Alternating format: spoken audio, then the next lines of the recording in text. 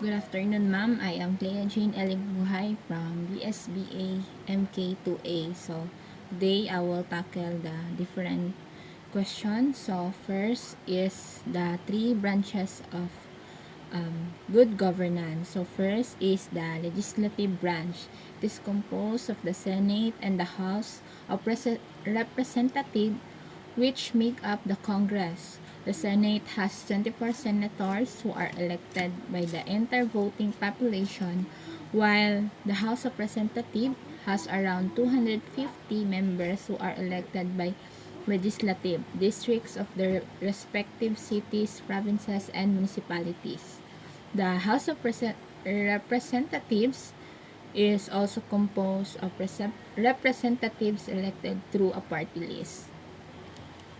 Next one is the executive branch. So it is implements and enforces laws.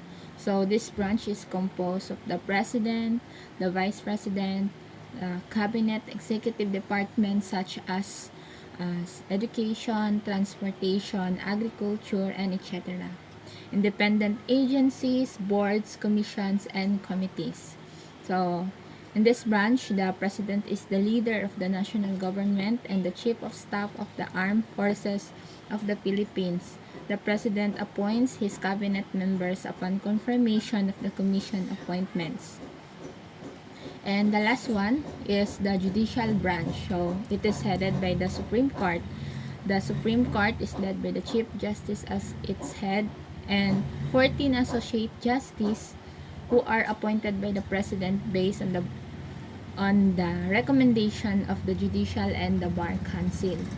So, this branch interprets the meaning of laws, applies laws to individual cases, and decides if a law violates the Constitution. And in this branch, decided if there have been violation in ruling cases which causes lack of excess of authority or abuse of the power by the government. Next one is what is the purpose of good governance? So, the purpose of this is to relate to the political and institutional processes and outcomes that are necessary to achieve the goals and development.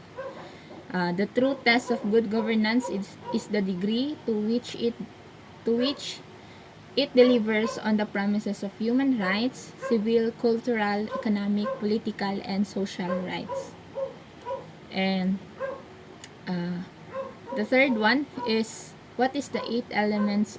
What is the eight elements of good governance? So first thing is the rule of law. So the rule of law requires fair legal framework that are enforced by impartial regulatory body for the full protection of the stakeholders.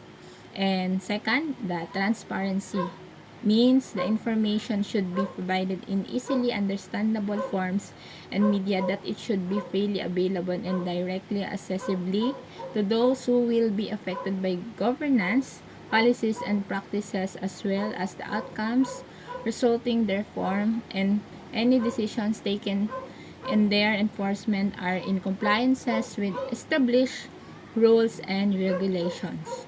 The third is the responsiveness. Good governance requires that organization and their processes are designed to serve the best interests of stakeholders within a reasonable time frame.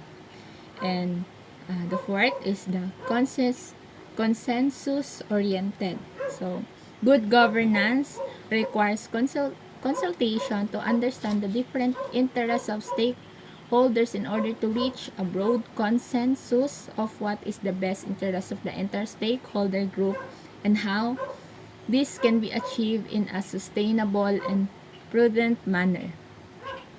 The fifth is the equity and the inclusiveness.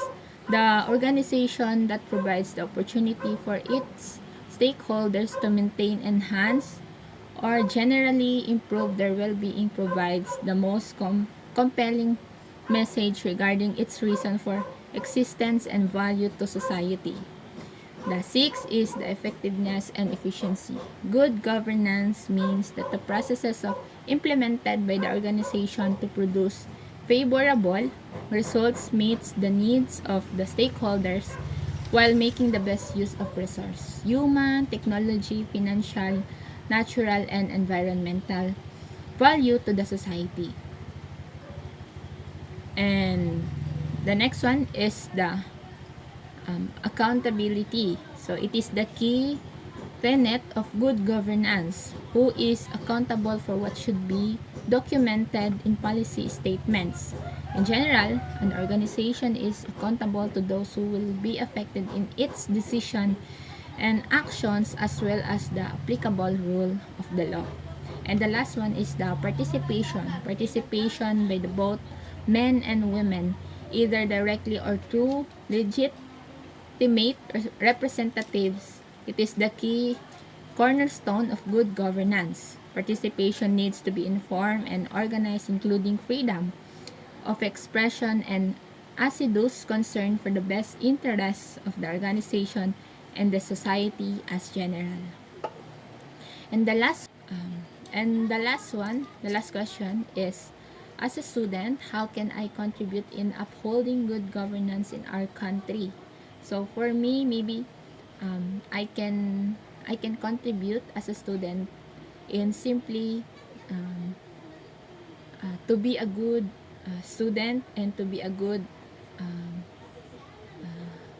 one of the member of our family in this community and in this government, because simply obeying the rules that needed to be obeyed um, is the result of the upholding good governance in our country. That's all, and thank you.